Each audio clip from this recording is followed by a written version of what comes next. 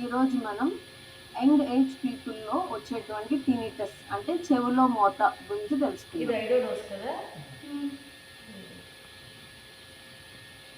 మీకు ఫస్ట్ వచ్చిన కంప్లైంట్ ఏంటి? చెవులో మోత అంతేనా? ఇంకేమున్నాయా? మోత ఒకటే, వినిపించకపోవడం అదేం లేదుగా. ఇప్పుడు ఎంతవరకు తగ్గింది మోత?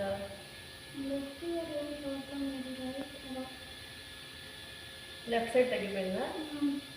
ఇక్కడ ఈ పేషెంట్ రిఫర్ చేస్తున్న ప్రాబ్లం ఏంటంటే చెవిలో మోత, ringing sensation or tinnitus. So ఇది సామాన్యంగా పెద్దవాళ్ళలో ఎక్కువగా ఉంటుంది, బట్ యంగ్ ఏజ్ పీపుల్లో ఎక్కువగా రావడానికి కారణం వాళ్ళ యొక్క ఇయర్స్ని ఎక్కువగా లౌడ్ సౌండ్స్కి ఎక్స్పోజ్ చేయడం. ఐదర్ చదువుకునే వాళ్ళు కానీ, సాఫ్ట్వేర్ ఎంప్లాయీస్ కానీ, లేకపోతే ఈ డీజేలు అవి ఎక్కువ ఉండే వాళ్ళు కానీ ఎక్కువగా ఇయర్ ఫోన్స్ అది పెట్టుకునే ఉంటున్నారు ఈ మధ్య. చెవులో ఉండేటువంటి హెయిర్ సెల్స్ అనేవి ఎక్కువగా లౌడ్ సౌండ్స్కి ఎక్స్పోజ్ అవుతాయి. మరి టినిటస్కి పూర్తిగా తగ్గిపోతుందా అంటే అవును. సౌండ్గా అనిపించిన వెంటనే ఈఎన్టీ డాక్టర్ని కలిసినట్లయితే వాళ్ళు ముందు మీకు టినిటోగ్రామ్ పీటీఏ అనే టెస్టులు చేయిస్తారు. దాని ద్వారా ఈ టినిటస్ అనేది కాక్లియర్ టైపా, రెట్రోకాక్లియర్ టైపా అనేది తెలుస్తుంది.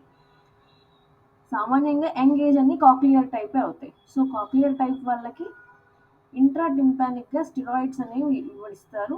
ఆ స్టిరాయిడ్స్ ఇచ్చినట్లయితే అట్లాంటి ఒక 5 డోసెస్ వరకు వీక్లీ వన్స్ ఒక 5 డోసెస్ వరకు ఇస్తారు. అవి తీసుకుంటే పూర్తిగా తగ్గిపోతుంది. ఇప్పుడు నేను చూపించిన వీడియోలో ఈరోజు ఆ పేషెంట్కి లాస్ట్ డోస్ చేయడం జరిగింది, బట్ బై 4th డేసే ఆ పేషెంట్కి తగ్గిపోయిందంట. సో అవి అంత మంచి ఇంప్రూవ్మెంట్ ఉంటుంది. ఎవరన్నా ఫస్ట్లోనే దీన్ని అశ్రద్ధ చేయకుండా చూపించుకోండి.